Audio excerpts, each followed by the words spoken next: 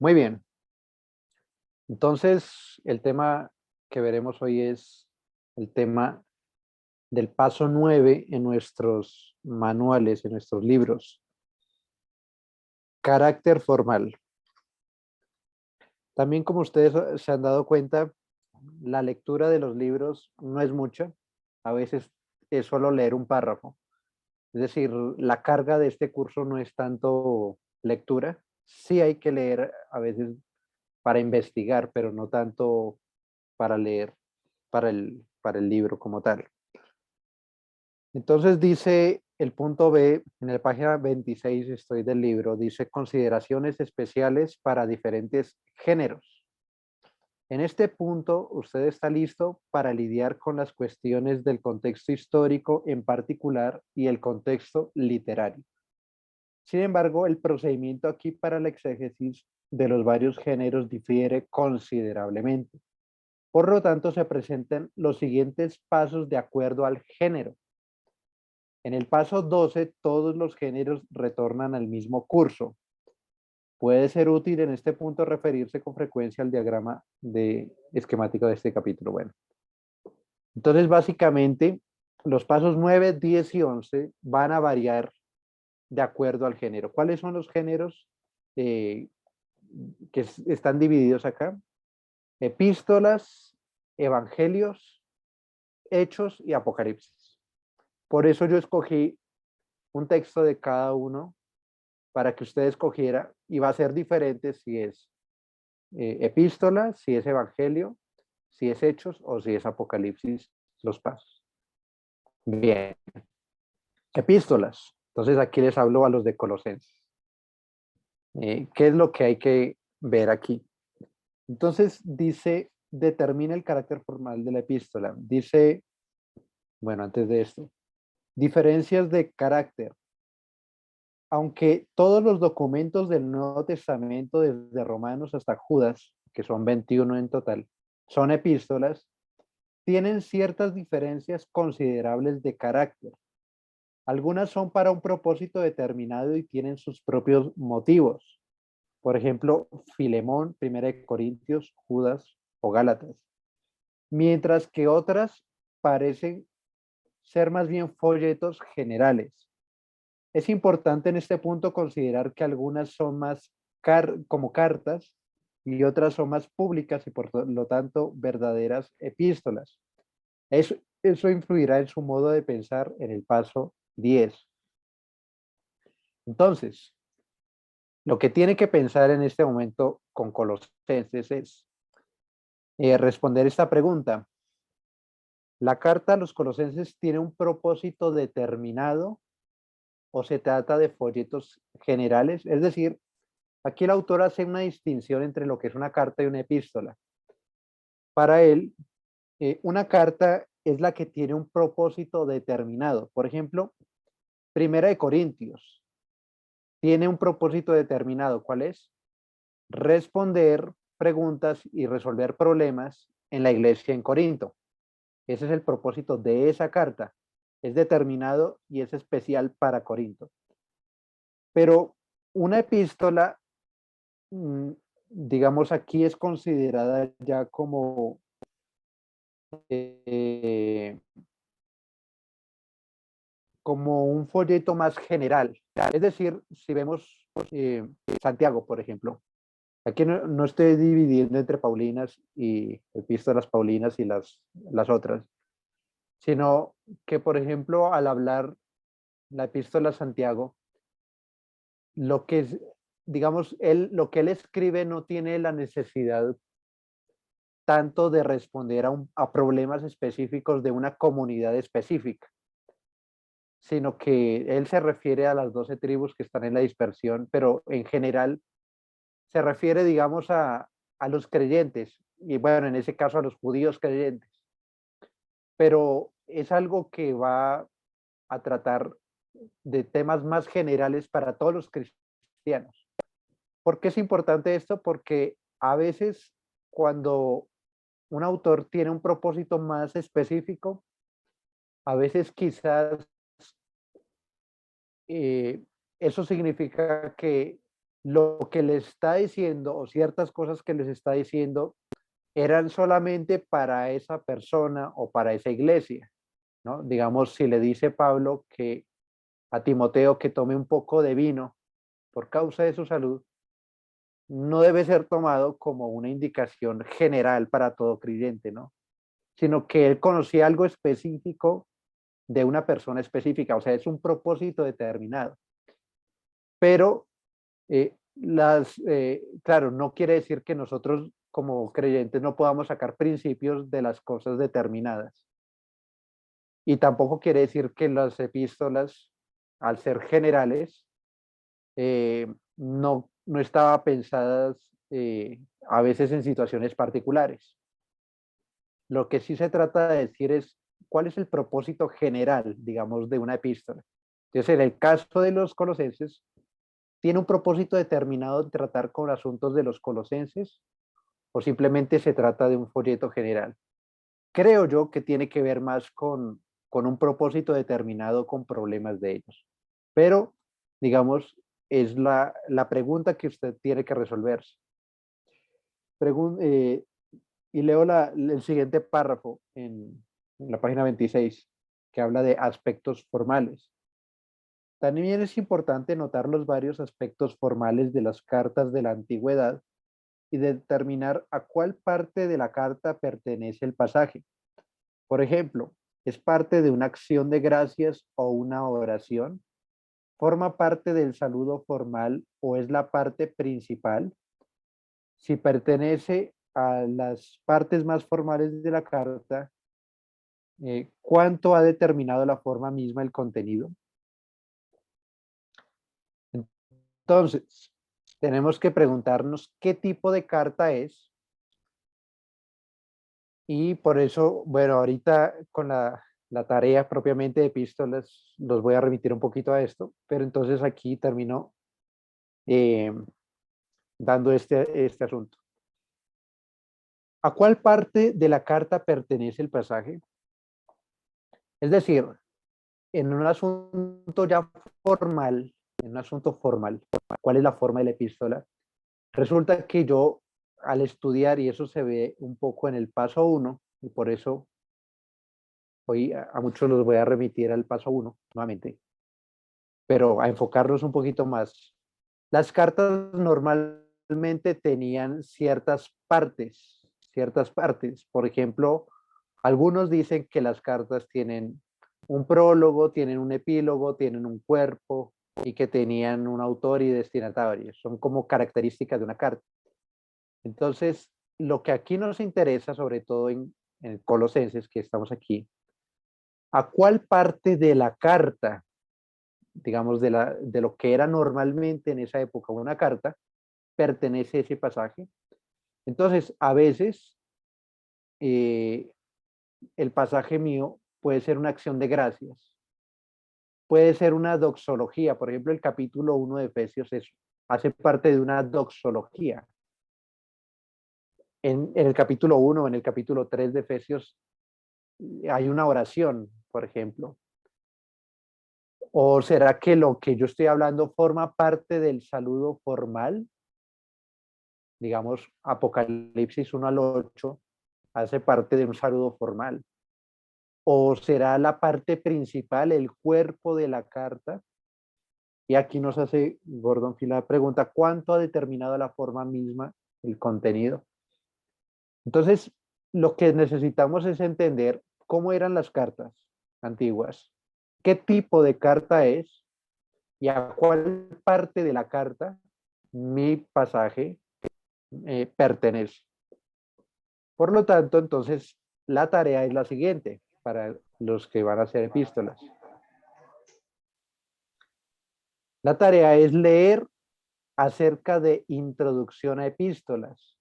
Yo, en el paso 1, les pasé información sobre introducción y en general también sobre introducción a las epístolas. Entonces, vuelvan a repasar. Esto es simplemente lectura.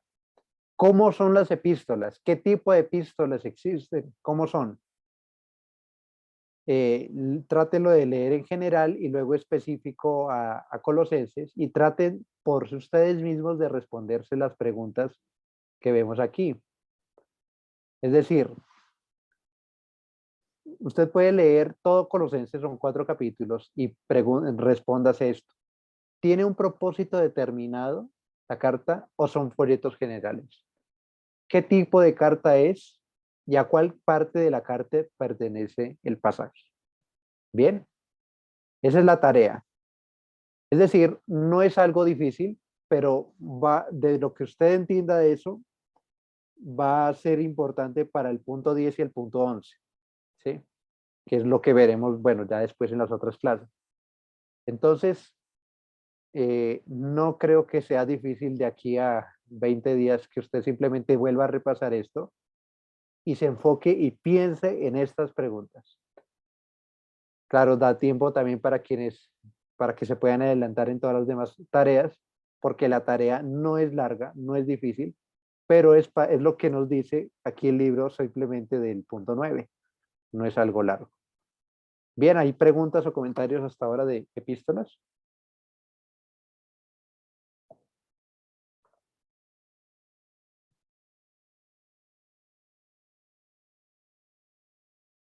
Bueno, entonces vamos a pasar ahora evangelios. Entonces, epístolas, el paso 9 está en la página 26. Evangelios sí va a ser un poquito más largo. Entonces, lo que nos dice en la página 29 es que antes de tratar las preguntas contextuales para el exégesis de los evangelios, es necesario hacer algunas notas preliminares acerca de la naturaleza de este género, el cual a su vez requiere la exposición de algunas hipótesis de trabajo acerca de los materiales de los evangelios y sus interrelaciones. Entonces, dice la naturaleza de los evangelios. Las epístolas tienen un contexto histórico y literario unidimensional. Es decir, el autor presenta su propio argumento o exhortación, incluso cuando recurre a material tradicional, que se dirige directamente a la situación de sus destinatarios de esta manera. Entonces, y esto tiene pues, que ver también con epístolas, pero lo que nos dice es lo siguiente. El autor, por ejemplo, Pablo, en el año 54, le escribe a la iglesia de Corinto, en este mismo año, un argumento o una exhortación. Lo que él les dice les llega de una forma directa a los de Corinto. ¿Sí? Así funciona una epístola. Y así funciona el material que usa Pablo. Por ejemplo, material que usa Pablo para responder a Corinto es una carta que ellos le enviaron previamente. Y lo dice en la carta, se puede intuir, está implícito. Pero en el caso de los evangelios nos muestra lo siguiente. Leo, los escritores de los evangelios, al contrario, tienen un contexto histórico de 2 o 3 dimensiones,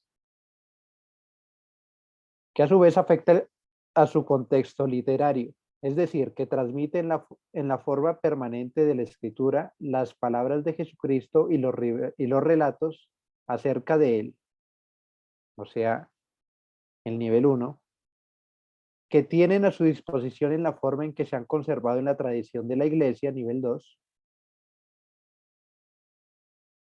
Y luego dice, la propia contribución del escritor del Evangelio es el nivel 3, es la selección, disposición y adaptación, aunque tal actividad ya estaba en acción en el periodo de la transmisión oral así. Bueno, voy a explicar brevemente qué significa este cuadro de acá.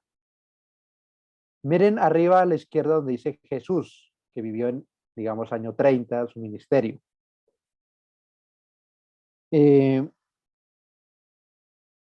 entonces, una cosa es propiamente lo que hizo y lo que dijo Jesús. Lo que hizo y lo que dijo Jesús. Las enseñanzas de Jesús en su vida y con lo que dice. Eso es algo que sucede allí. Es la primera fuente. y es lo que va a ser escrito finalmente, lo que nosotros vamos a saber. Pero ahora, el segundo nivel es la transmisión oral y las fuentes escritas, es decir, cómo se llega a saber lo que hizo y lo que dijo Jesús. ¿Cómo se llega a saber? De dos formas. La primera es la transmisión oral, o sea, transmitido eh, de boca a boca, ¿no? De una persona a otra persona. Los testigos que escucharon, los que vieron a Jesús, hablaron.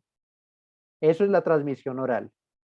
Y más o menos el periodo de la transmisión oral es desde el año 30 hasta el año 100, cuando ya el último testigo, digamos, que haya visto a Jesús murió. ¿Sí? ¿Está ahí claro? O sea, ¿cómo alguien sabía de Jesús? Alguien se lo contó. Por ejemplo, la mujer samaritana le contó a los samaritanos lo que vio de Jesús, lo que hizo Jesús. O si hablamos, por ejemplo, del endemoniado gadareno, les dice Jesús, ve y cuéntales cuántas las maravillas que ha hecho Dios. Entonces, él por vía oral va y les transmite a otros de que existe Jesús y que este es Jesús y lo que dijo, etcétera. Eso es transmisión oral. Pero existe, además de eso, fuentes escritas, es decir, algunos recopilaron, escribieron lo que Cristo dijo y lo que Cristo hizo, ¿sí? Que son, en general, vamos a hablar, los evangelistas.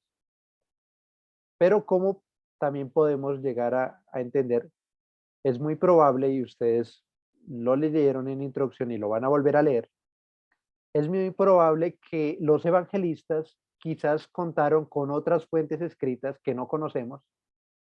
Existen razones para pensar eso y que finalmente ellos usaron para escribir su evangelio. Ahora, se dice que probablemente el primer escritor, el primer evangelista fue Marcos. Y por eso se pone aquí el periodo de las fuentes escritas entre el 50 y el 80, porque se dice que los cuatro evangelios fueron escritos quizás en ese periodo, entre el año 50 y el año 80 después de Cristo.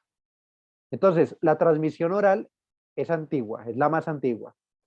Las fuentes escritas, por lo menos 20 años después de los sucesos que sucedieron ahí acerca de Cristo, lo que dijo y lo que hizo, empezaron a escribirse, o sea, Marcos, Lucas, Juan, Mateo, empezaron a escribir eso. Ahora, si vemos, por ejemplo, aquí está el ejemplo con Teófilo, el Evangelio de Lucas, quienes han estudiado esto, por eso, bueno, ninguno aquí está viendo Lucas, por ejemplo, aunque sí están viendo Hechos, pero si uno va a hacer exégesis de un pasaje en Lucas, tiene que saber que Lucas probablemente, como él le dice a Teófilo al principio, que él escribe tanto haciendo entrevistas a personas que conocieron a Cristo como eh, documentándose, ¿sí? Entonces es muy probable que Lucas tuvo acceso por lo menos a Marcos y probablemente también a Mateo. Es decir, Lucas probablemente escribe el Evangelio de Lucas y Hechos teniendo en cuenta también tanto la tradición oral como las fuentes escritas de algunos evangelios. Y basado en eso, escribe su evangelio. Ahora, vemos abajo que Lucas le escribe a Teófilo, que es un creyente no judío, y obviamente Teófilo divulga también su esto a otros creyentes no judíos. ¿Cómo sabe Teófilo de Jesús? ¿Cómo sabe Teófilo de Jesús? Teófilo lo sabe, por un lado, por lo que Lucas se lo dice, pero también vía transmisión oral, o sea, quizás conoce otros cristianos que hayan conocido a Cristo y quizás haya conocido otras fuentes escritas. Por lo tanto, no sé si ya van entendiendo cómo es el proceso de la transmisión de, de, de lo que hizo Cristo y lo que dijo Cristo. Cristo habla, Cristo dice, muere en el año 30 o 33, digamos, dependiendo del historiador.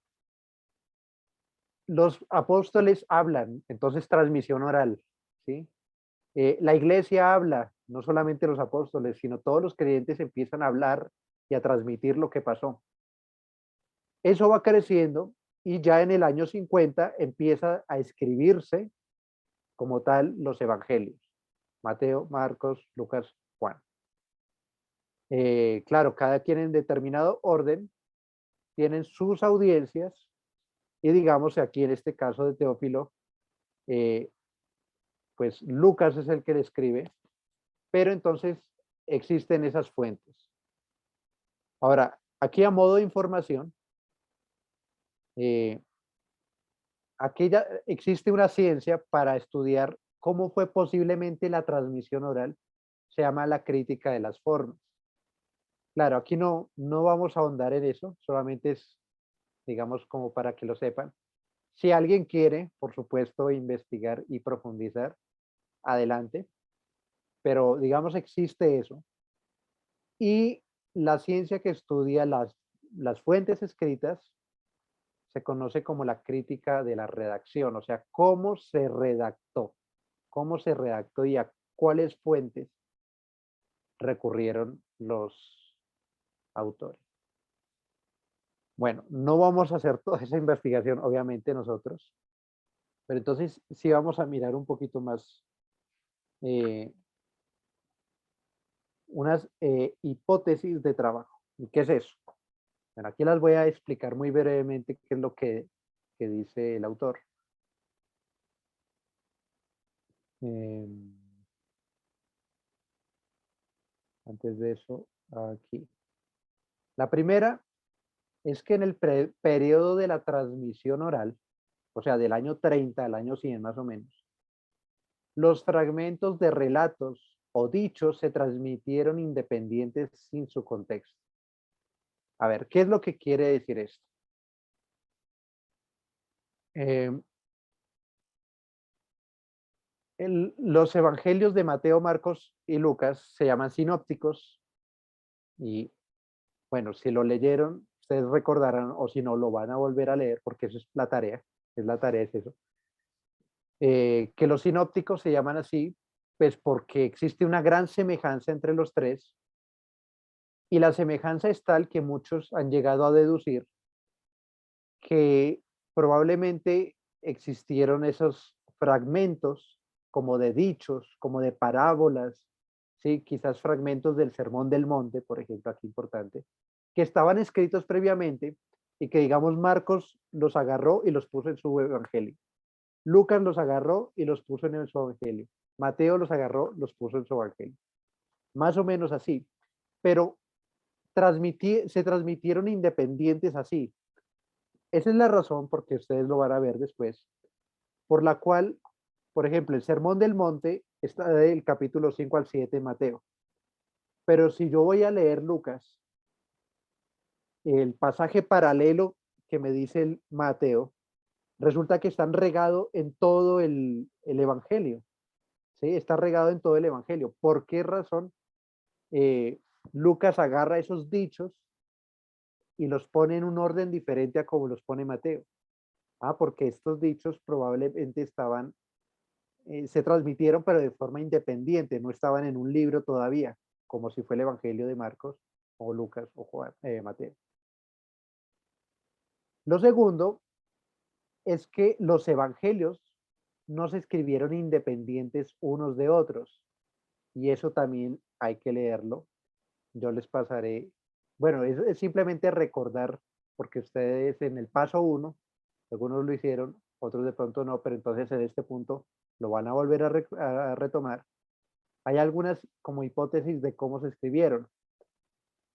Entonces dice, los evangelios no se escribieron independientes unos de otros.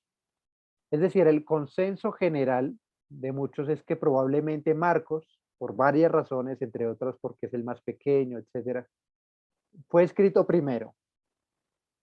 y por las fechas, ¿no? Por eso la datación es muy importante. Después, Mateo y Lucas usaron independientemente Marcos. O sea, muy probablemente Mateo ya conocía el Evangelio de Marcos y él escribió Mateo y Lucas lo mismo. Y luego aquí nos dice eh, el autor que Mateo y Lucas tuvieron acceso a otras fuentes. Entonces existe esa hipótesis que se llama Q, que también ojalá puedan leerlo, si lo pueden hacer, que es lo que es parte de la tarea, de que posiblemente Mateo y Lucas tuvieron acceso a otros fuentes. Pero entonces más o menos eso es como el orden que se presupone que como fueron escritos los evangelios. ¿Y qué hicieron? ¿Qué hizo cada evangelista? Ellos seleccionaron, organizaron y adaptaron los materiales, no solamente para registrar las enseñanzas de Jesucristo, sino para presentar a Jesús con sus propios intereses. Es decir, tanto Marcos, Mateo, Lucas o Juan nos enseñan las enseñanzas de Cristo, eso es verdad. Pero es diferente la razón por la cual Lucas le escribe esas enseñanzas a Teófilo que las enseñanzas que Mateo les escribió a su público. O sea, hay un propósito diferente de por qué Mateo quiso enseñarle las enseñanzas de Cristo y Lucas a Teófilo. No son contradictorias, ¿sí? No quiere decir eso, pero sí va a ser importante entender esto para tratar de entender más el pasaje que yo estoy enseñando o que yo estoy estudiando. Porque, por ejemplo, Lucas puede, por ejemplo, poner la parábola que yo estoy viendo aquí en Mateo, de la que estamos viendo, en un contexto donde quizás su propósito era enseñarle a Teófilo cómo una persona puede ser un siervo de Cristo, cómo nosotros podemos ser un siervos. Mientras que quizás Mateo, su interés al presentar la misma parábola era explicar la venida del reino de Dios. ¿Sí? Por eso es importante el propósito del libro, porque se usa la misma parábola en diferentes evangelios, pero se usa de una forma diferente. Ahora, todo cristiano tiene que saber acerca del reino de Dios y todo cristiano tiene que saber cómo ser un siervo de Cristo. Eso es verdad, no se contradice. Sin embargo, hay ciertos énfasis diferentes en cada evangelista. Entonces, uno tiene que tratar de ver eso. Y eso es lo que hacen los que hacen exégesis. Entonces, aquí se resume lo que hace, eh, cuál es la tarea del exégesis, es decir, qué es lo que hace un exégeta. Un evangelista lo que hace es registrar la vida y las enseñanzas de Jesús. Ahora, el evangelista selecciona, organiza y adapta las cosas de un modo particular y como lo hace de una forma particular, queremos saber el significado del pasaje en el contexto del evangelio determinado. Ejemplo, la parábola que estamos viendo en Mateo. Si la vemos en el contexto de Lucas, porque eso es algo que vamos a ver, creo que en el paso 10, al comparar los evangelios, pues el contexto de Lucas no es el contexto del Sermón del Monte como tal, aunque sí está muy ligado, pero como lo organiza Mateo es un sermón. O sea, lo que hace Mateo es organizar un sermón del capítulo 5 al 7 y va poniendo todas esas cosas en un orden. Entonces, en este contexto, ¿para qué sirve la parábola? Entonces yo me adelantaría, aunque sin haber investigado eso, a que Mateo está concluyendo el sermón. O sea, el uso que le da este evangelista a esta parábola es de concluir un sermón. ¿Sí? En este evangelio se usa para eso. Pero Lucas, eso es ya la tarea que tienen que hacer. Bueno, entonces Lucas aquí, ¿qué es cómo lo usa, cuál es la diferencia, es lo que tiene que ver, cuál es la diferencia. Entonces, nosotros siempre vamos a ver dos cosas. Una cosa es tratar de entender cuál es la situación original de Jesús. O sea, probablemente la situación original es que Cristo sí estaba dando un sermón, aunque no sabemos exactamente si Mateo recopiló ese orden que Cristo daba, pero sí sabemos que Cristo probablemente estaba dando la parábola en un sermón. Y luego tenemos que ver cómo el evangelista lo dice en su evangelio, qué es lo que quiso decir con esta parábola en su evangelio. Es más o menos lo que se hace. Entonces, aquí nos da dos pasos. Por eso en este caso, que es lo que ustedes leerán en el 9.1 y 9.2. Eh, Identificar el tipo literario general. Entonces, por eso hay que conocer bien cuál es el género de de nuestra perícopa. Y entonces nos hace esta pregunta, Gordon Fee. ¿Este fragmento u oración es una narración o es un dicho? Entonces, hay diferencia cuando uno ya lee el Evangelio. Hay cosas hay lugares donde claramente se ve que es un dicho de Jesús o simplemente es una narración de Jesús. O es una combinación de las dos. O sea, puede usar un dicho en medio de una narración. Eso sucede mucho, por ejemplo, en el Evangelio de Lucas. Entonces, dice, si es una narración, ¿sí? Si es una narración, hay algunas preguntas que nos podemos hacer. ¿Se trata la historia de algún milagro? ¿Tiene todas las características formales de tales historias? ¿Es una historia acerca de Jesús o Juan el Bautista? ¿Por qué se conservó esta narración en la tradición? ¿Cómo sirve el relato en la narración del evangelista? ¿Está reforzando una enseñanza? Por ejemplo, es muy interesante las parábolas del reino. Las parábolas del reino es diferente cómo se usa, cómo la usa Lucas y cómo la usa Mateo. Mateo la usa en un sermón donde hay 7 parábolas del reino para explicar los misterios del reino. Y Lucas usa 2 de esas parábolas, que es las del trigo, no, perdón, las del grano de mostaza y la de la levadura, justamente después de una, un milagro. Lo hace después de un milagro que es una liberación de un demonio a una mujer. Entonces, en ese caso, la enseñanza que está reforzada ahí por medio de una parábola es que el reino de Dios vino y por eso, eh, así como por medio de esta pequeña liberación que hubo aquí en este caso, en este contexto, en esta mujer, así será la liberación del mundo del pecado, porque el reino de Dios es como un grano de mostaza o como la levadura en una masa, que después se vuelve grande.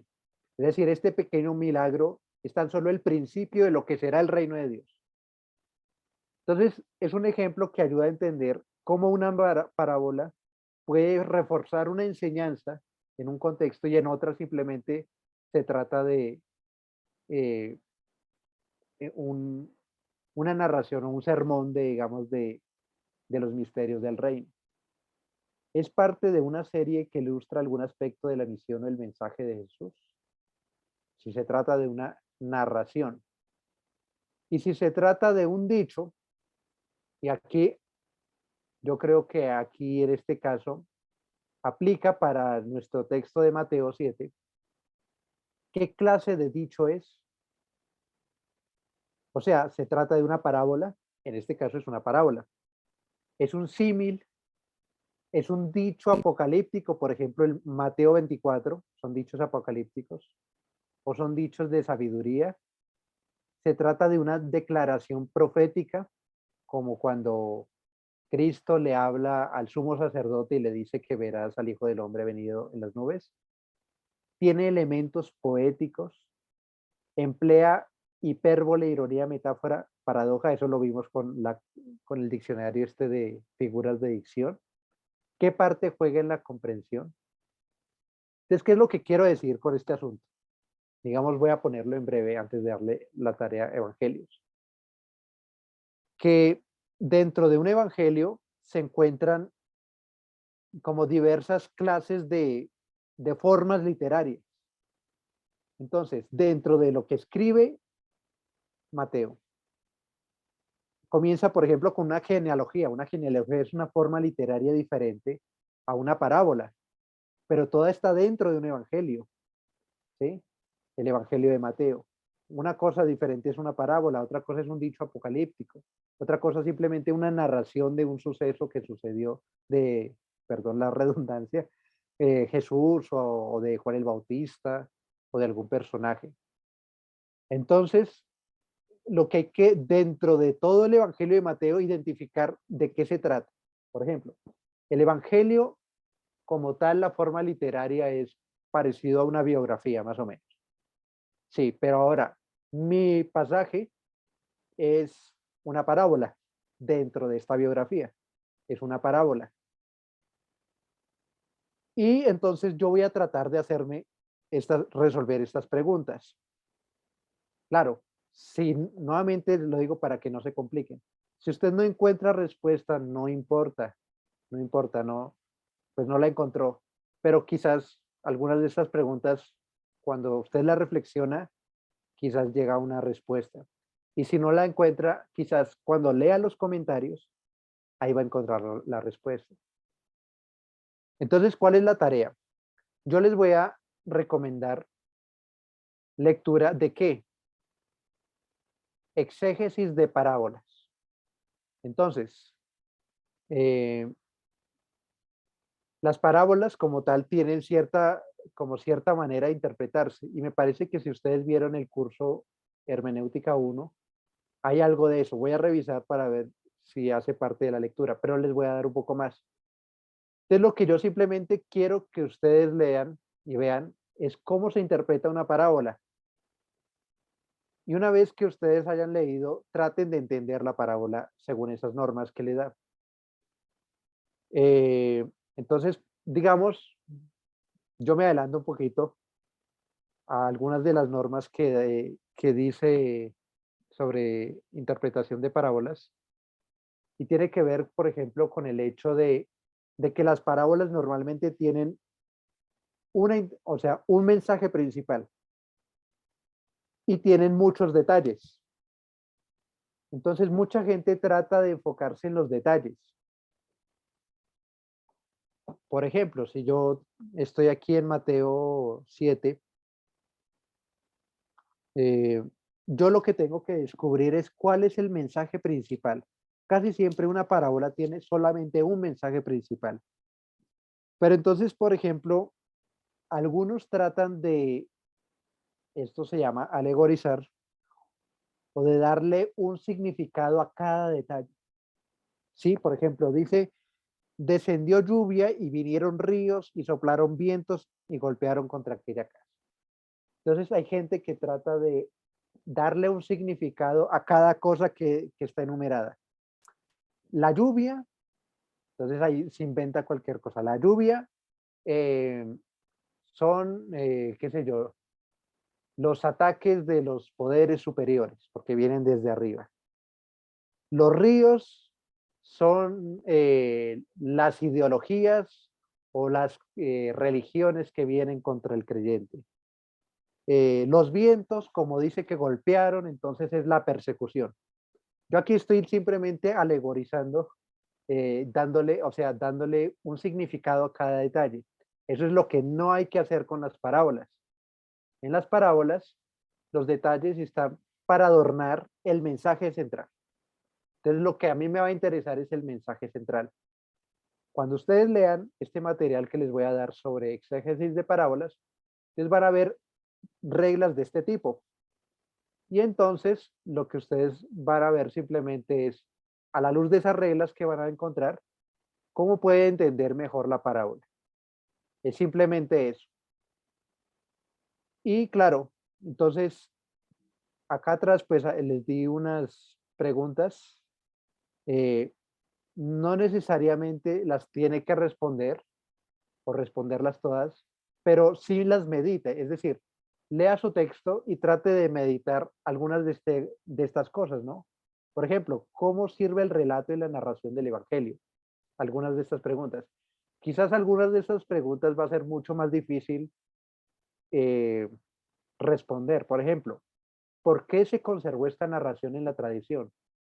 Es decir, recordemos lo que Juan nos dice al final del Evangelio. Él dice, eh, y muchas otras cosas hizo Jesús que si se hubieran escrito, yo creo que ni en todas, cabrían los libros en todas las bibliotecas del mundo, algo así, los libros del mundo. Es una exageración, ¿no?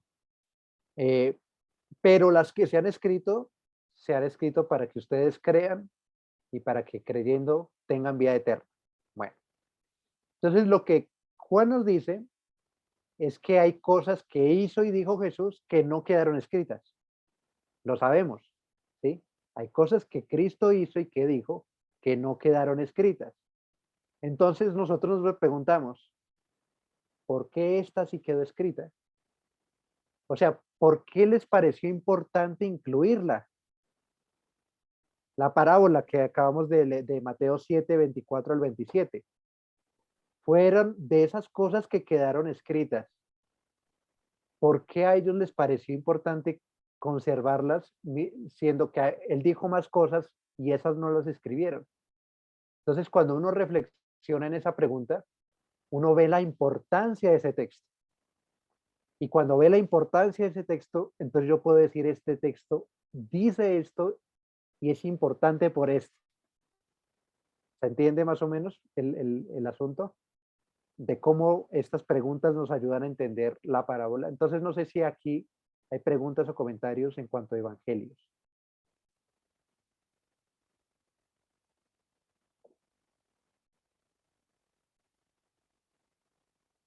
Es fácil, lo que hay que hacer simplemente es leer y reflexionar. Y si les ayuda a entender, usted pone sus conclusiones. Esta parábola, sí, digamos, tiene esta función en el evangelio, sirve para eso, o está escrita por esta razón principal. De eso se trata, por ejemplo, en este caso de las parábolas. Ahí está claro hasta este momento. Nuevamente no es algo Sí, difícil. está Gracias. claro. Mm. Bien. Paso a hechos. Bueno, Hechos, man. entonces, hechos está en la página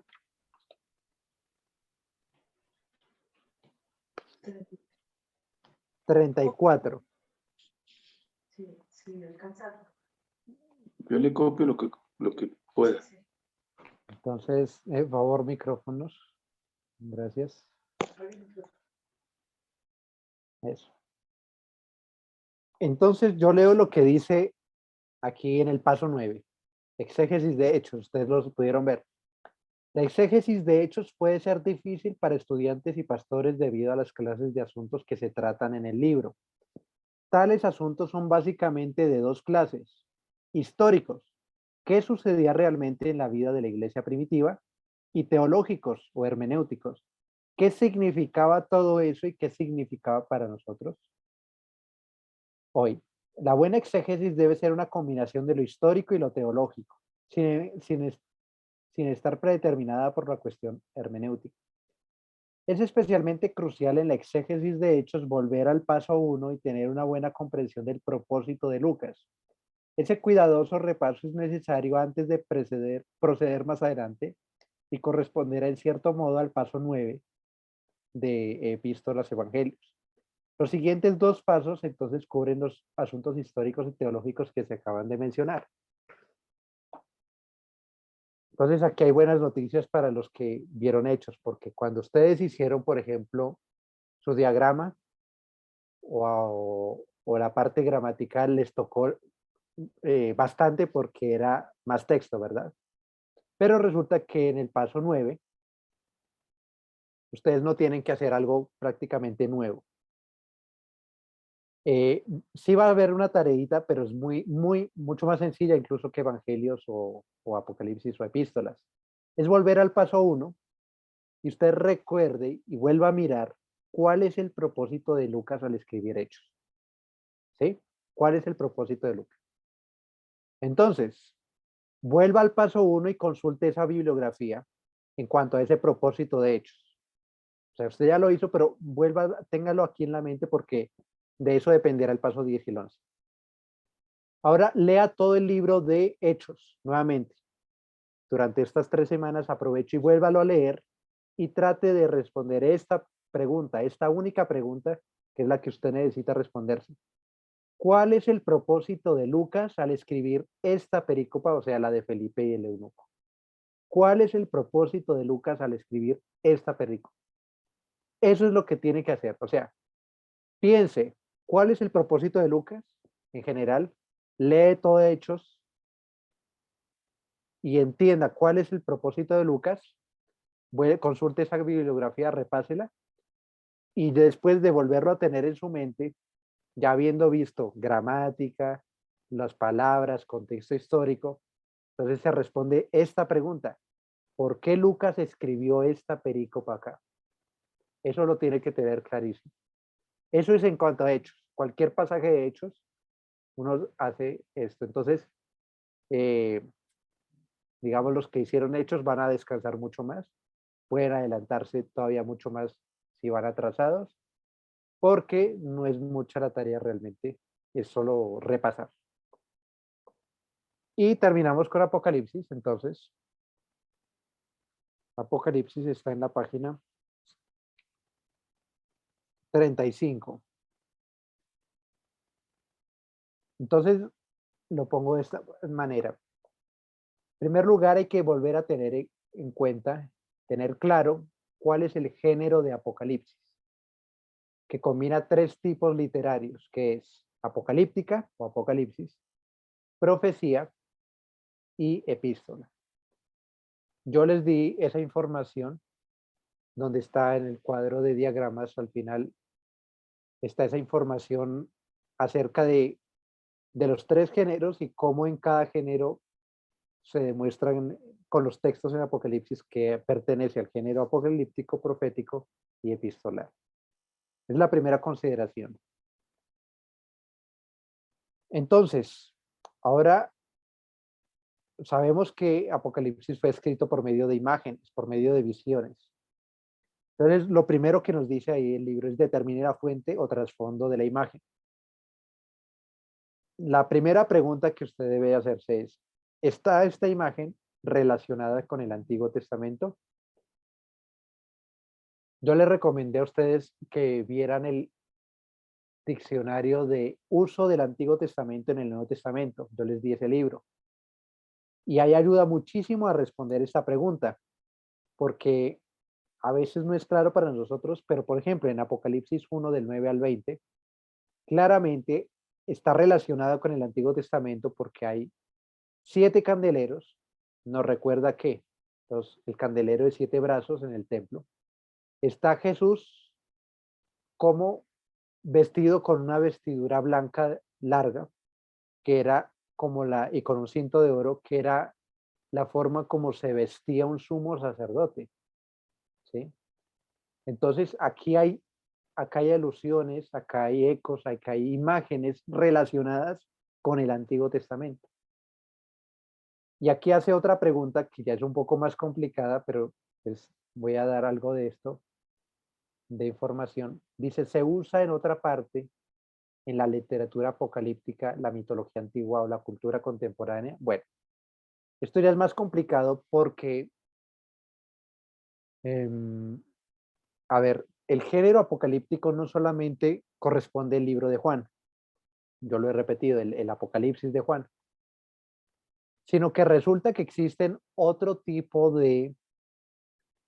em, otro tipo de libros como el libro de Enoc, el testamento de los 12 patriarcas, los salmos de Salomón, la ascensión de Moisés.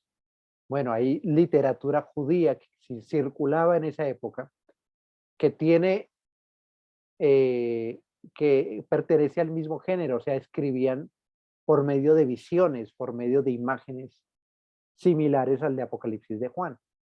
Entonces resulta que eh, a veces Juan usa imágenes similares a las que usa otros autores de la época para expresar ciertas cosas.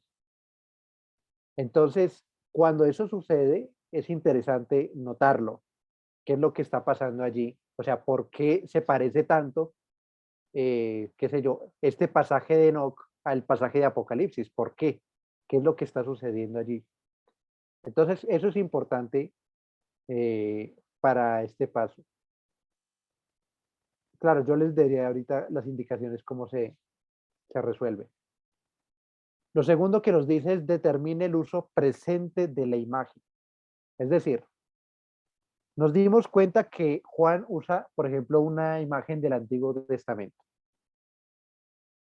Ejemplo, Apocalipsis 4. En Apocalipsis 4 se ve, eh, si no recuerdo, son 4 seres vivientes, ¿verdad? En Apocalipsis 4. Sí, son 4 seres vivientes y Juan hace una descripción de cada uno de los 4 seres vivientes.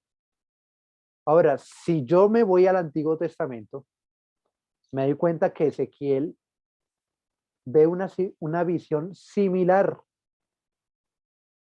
que es, si no recuerdo mal, un ángel con 4 caras. Es algo similar. Entonces, claramente, la imagen que usa Juan en Apocalipsis 4 proviene de Ezequiel, o sea, hay una similitud, ¿sí? Hay una similitud entre Ezequiel y Apocalipsis. Entonces, la pregunta es, ¿ha sido rota la imagen y transformada en una nueva? Pues en este caso sí, porque la imagen de Ezequiel es un ser de 4 caras y la imagen de Juan son 4 seres. Hay una diferencia. Entonces, siguiente pregunta. ¿Hay indicios internos sobre la intención de Juan en el uso de la imagen? O sea, de alguna manera Juan nos dice por qué presenta esa imagen y lo hace de esa manera. Entonces, viendo un poco de este asunto de si ha sido rota la imagen, miremos el pasaje de Apocalipsis 1, 9 al 20. En Apocalipsis 1 se ve 7 candeleros, pero en el templo solamente había un candelero de 7 brazos. O sea, hay una imagen similar, pero no es exactamente la misma imagen. ¿Por qué sucede eso? Eso es lo que uno trata, leer el texto y tratar uno de responder qué es lo que está pasando ahí. Otra cosa, interpreta Juan la imagen y yo creo que en este pasaje del 9 al 20 es instructivo porque Juan interpreta la imagen, o sea, no tanto Juan, sino Juan escribe que la interpretación que Cristo hace de la imagen, porque se ve en la mano, en los 7 candeleros y las 7 estrellas, y ahí dice en el versículo 20 qué son los candeleros y qué son las estrellas. Si es así, como en este caso, mantenga esto con firmeza como un punto de partida para entender otras imágenes. Es decir, aquí nosotros vemos en el mismo Apocalipsis que nos dice cómo interpretar el Apocalipsis. O sea, nos va mostrando cómo una imagen está representando algo. Entonces, si dice que los candeleros son las iglesias y que las estrellas son los ángeles, y no dice quién es este, este hijo de hombre vestido con sus, una vestidura larga, aunque no dice que él es el sumo sacerdote y aunque no está nombrado por nombre Jesucristo, sí sabemos y podemos, a la luz de esta norma de interpretación, por decirlo así, llegar a concluir que Jesús es el sumo sacerdote de las iglesias. ¿Se entiende? Es decir, el texto no lo dice propiamente, pero el texto sí me dice que los candeleros y las estrellas son la iglesia, iglesias y los ángeles de estas iglesias. Pues entonces claramente, cuando yo miro la imagen, que eso corresponde con el antiguo tabernáculo, etcétera, donde había un sumo sacerdote, puedo llegar a concluir, ahora en el nuevo pacto, Jesucristo es el sumo sacerdote de la iglesia, por decirlo así. Entonces, las imágenes están, cuando hay una interpretación clara, con el versículo 20 está ayudando a interpretar una imagen. Y esta última, ¿se refiere la imagen a algo general o alguna cosa o acontecimiento definido? Entonces, ¿qué quiere decir esto? Por ejemplo, la mujer está sentada en el Apocalipsis 17 sobre 7 montes. Y eh, en ese contexto histórico-cultural, la ciudad de los 7 montes claramente es una referencia a Roma, la ciudad de los 7 montes. O sea, acá hay claramente una alusión a algo definido, en este caso un lugar, o a veces sucede que puede ser algo, un acontecimiento propio, definido. Entonces, a veces las imágenes son más generales, no es algo tan específico, pero a veces sí se trata de algo muy específico. Bueno, otra cosa que nos dice aquí el autor, considere las visiones como unidades completas. Y esto va a ser muy similar a las parábolas. Entonces, aquí pongan atención los de parábolas y los de visiones, porque es esto es así. Lo que hace quien escribe la parábola, ¿sí? Lo que hace quien escribe la parábola y lo que hace quien vela o quien, digamos, escribe la visión, es como pintando un cuadro. Está pintando un cuadro, o está escribiendo, eh, como decir, un pequeño video de algo que está pasando.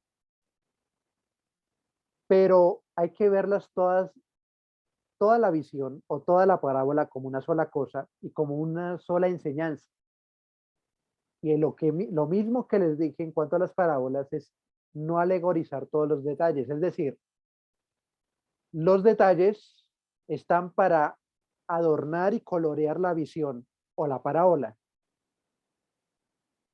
pero los detalles no están para decir, es que, a ver, el color rojo significa esto, el color amarillo significa esto. No está dado especialmente para eso la mayoría de veces. A veces sí. A veces, por ejemplo, qué sé yo, el color dorado o el color blanco del jaspe, que es brillante, sí es muy recurrente, porque hay una vestidura blanca, hay un caballo blanco, hay una ciudad blanca, hay un trono resplandeciente.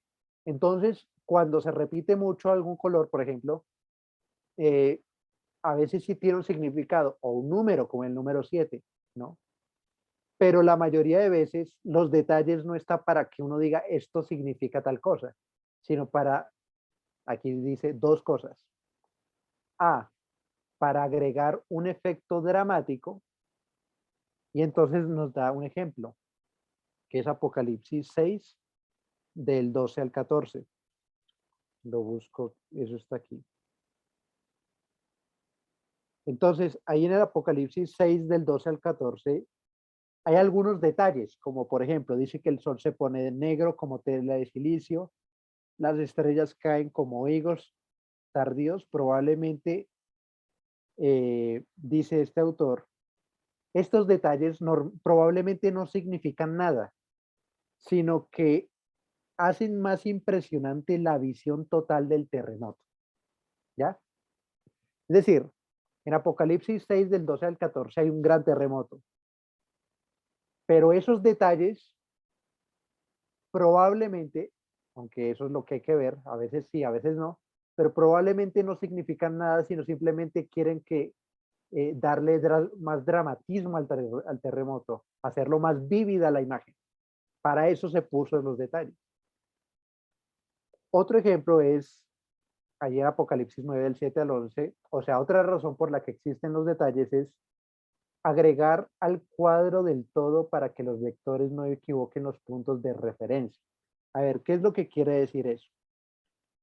En ese pasaje hay unas langostas con coronas de oro, con rostros humanos, con cabello largo de mujer,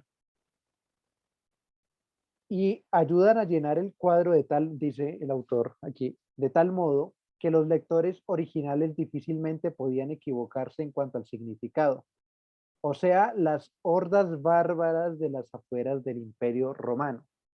Es decir, lo que está aquí entendiendo, pues eso depende también mucho de la escuela de interpretación. Lo que está diciendo aquí el autor es que probablemente la visión de Apocalipsis se refiere a, a algo que sucedía en esa época, por ejemplo, el Imperio Romano, y lo que estos detalles están como para que pudieran no equivocarse de que se trata de unas hordas bárbaras. A veces el ejemplo no es tan claro, a veces el ejemplo es más claro, pero el punto es este, no se enfoquen tanto en los detalles, enfóquense en la visión general. O sea, traten de ver como usted entrando en una galería de arte y mira este cuadro, luego se va al siguiente salón y mira otro cuadro, luego mira otro cuadro. Más o menos así lo presenta Juan, sus visiones. Hay una visión de Cristo glorificado, hay una visión del trono celestial, hay una visión de unos sellos, bueno, y eso hay que mirarlo todo, hay que verlo como un todo. Tarea, lo mismo, voy a darles alguna bibliografía. En este caso, ya lo que nos dice desde el principio Gordon Fee es que, a ver, se me perdió. Dice, debido a la general falta de conocimiento de la forma literaria de Apocalipsis, en este caso será bueno consultar 2 o 3 comentarios a medida que se hace el trabajo. Es decir, voy a tratar de responder esas preguntas previas, es decir, ¿cuáles son las preguntas? Ustedes las vieron. Hay una imagen del Antiguo Testamento. Ahora, para nosotros es muy difícil responder si hay imágenes de otra literatura apocalíptica porque ni la conocemos y ni sabíamos que existe, aunque probablemente los receptores sí lo hacían. Es la diferencia entre ellos y nosotros. Ellos conocían esos libros, nosotros no. Pero entonces aquí sí les daré algunos comentarios donde ellos, estos comentaristas, tratan de ver esas cosas.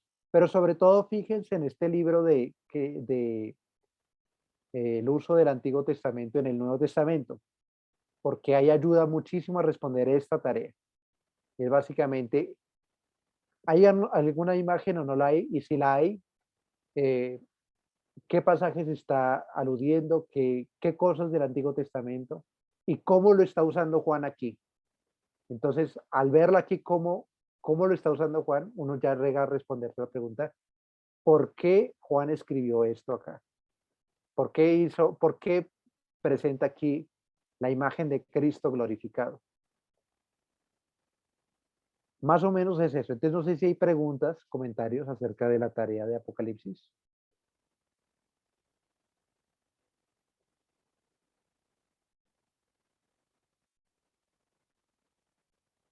o de alguna otra tarea, porque entonces aquí simplemente aquí le resumo la tarea. ¿Cuál es su avance del ensayo? El punto que vimos hoy. Determine el carácter formal de su perícopa, o sea, lo que vimos hoy. La fecha, pues, domingo 26 de junio, es decir, de ayer en 20, 21 días. Y la lectura del siguiente paso, el paso 10. O sea, ustedes van viendo que aquí estoy saltando, ¿no? Para epístolas, página 27, para Evangelios 32, 33, para Hechos la 34 y para Apocalipsis en la página 36 está el paso 10, todo el paso 10. Es lectura simplemente para preparar la clase. ¿Hasta aquí hay preguntas o comentarios?